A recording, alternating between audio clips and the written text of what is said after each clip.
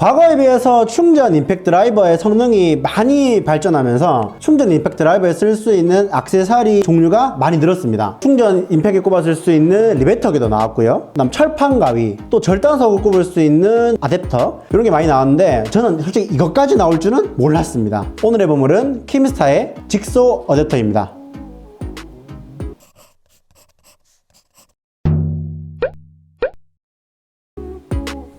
백불! 안녕하십니까, 공부사당의 배드롱입니다.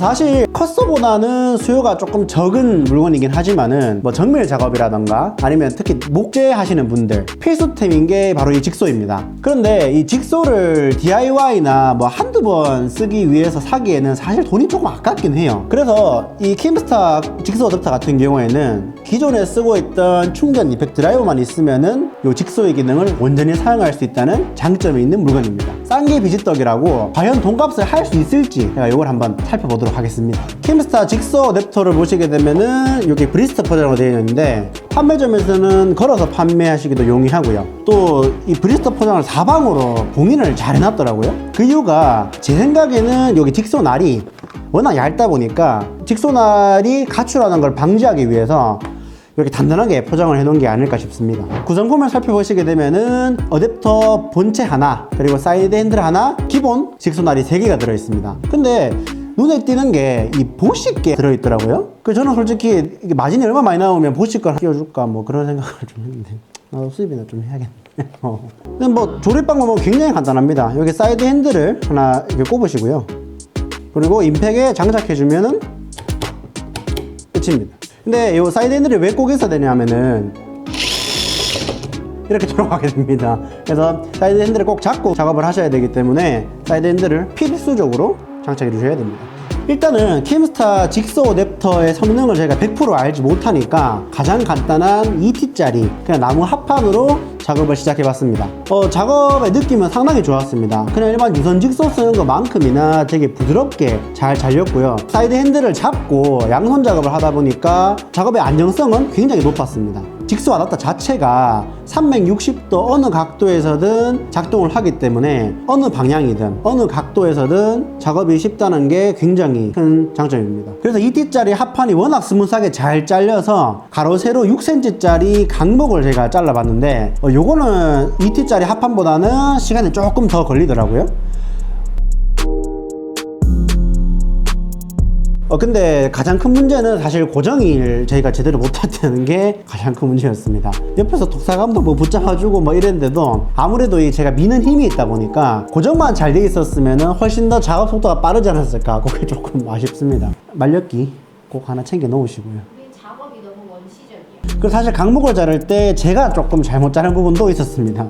2T짜리 합판이 뭐 곡선이나 직선 상관없이 워낙 잘 잘리다 보니까 6cm짜리 강목도 그만큼 잘 잘릴 거라고 생각을 하고 막 힘을 줘서 밀어붙였는데 그러다 보니까 잘 안 잘렸습니다. 그래서 날이 나무를 좀 파먹을 시간을 두면서 작업을 하니까 훨씬 더 작업이 부드럽고 절단하는 시간도 짧아졌습니다. 너무 밀어붙이지 마세요. 얘는 직소가 아닙니다. 그리고 나서 이제 철제용 직소날이 있어서 2T짜리 철판을 저희가 작업을 해봤는데 결론부터 말씀드리자면은 2T짜리 철판 자르기에는 조금 버겁습니다. 작업 시간이 상당히 오래 걸리더라고요. 6cm짜리 강목을 자르던 경험을 살려서 작업을 조금 천천히 날이 철판을 자를 수 있는 여유를 두면서 잘랐음에도 불구하고 날이 중간에 버벅버벅 걸리는 제가 버벅거리네요.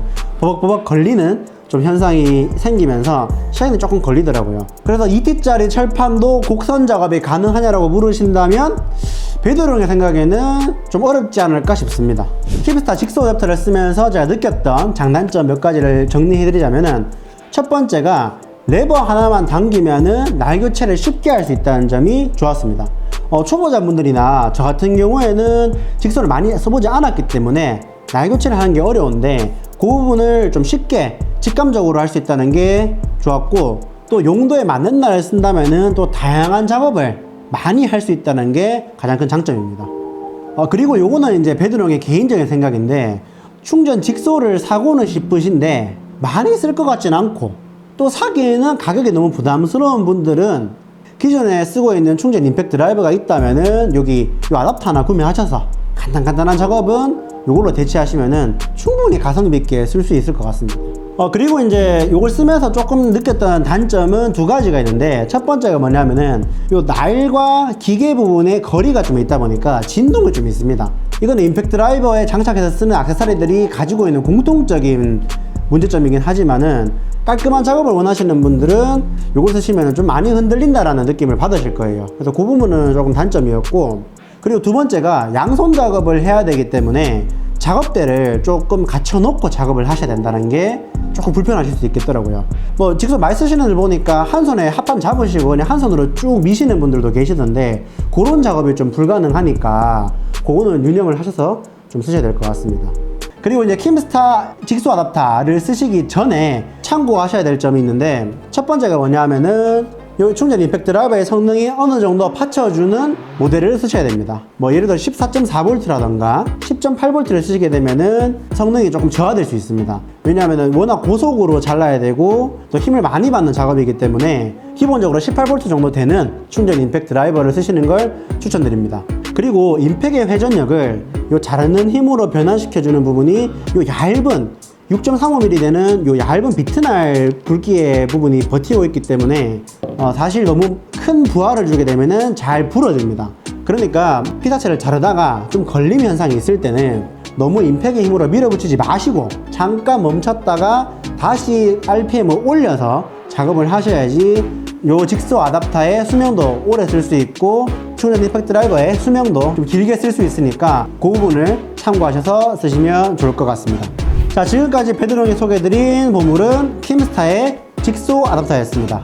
이 직수 아답터에 관련해서 조금 더 자세한 설명이나 아니면 그림 설명이 필요하신 분들은 아래 링크에 들어가시면은 여러 가지 참고하실 자료들이 많으니까 참조하시면 되겠습니다. 지금까지 공구서당의 베드롱이었습니다. 감사합니다. 바이.